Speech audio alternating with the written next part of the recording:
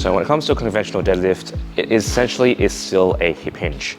And so what you want to try to do when you set up for the deadlift is hinge the hips and make sure that you're in a position where you're not bending the knees too much, but your hips aren't too high either. So a very useful cue that I like to use when I'm sitting up at the bar is to place the bar over the laces of my shoe.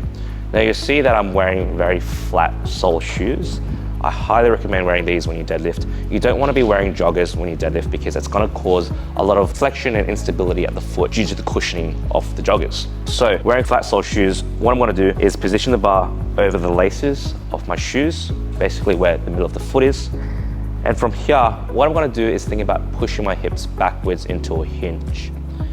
Now by ensuring that I'm going to hinge the hips first rather than just bending the knees, this places my hips in a much more optimal position and ensures that I don't bend my knees too much when I deadlift. So from here, after placing the bar over my laces, I'm going to push my hips back into a hinge and let my arms hang long.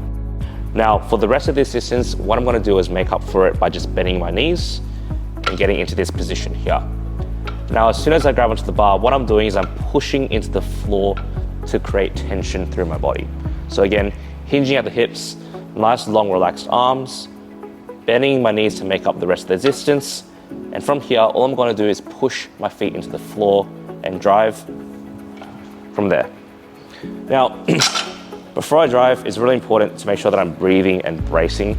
And the way I like to explain that is after you breathe in, what I'm doing is I'm holding my breath and pushing 360 degrees around my body. This is going to help set a really strong brace, and I'm going to maintain that brace throughout the whole lift while I drive with my legs. The deadlift, essentially, you want to think of it more as a push rather than a pull. You don't want to be pulling the bar up, you want to be using your legs to push into the floor. Now, if you go through this one more time, laces under the bar, pushing the hips back first, nice long arms, bending the knees to make up the distance. I'm going to breathe, brace 360 degrees around me, and push into the floor with my legs.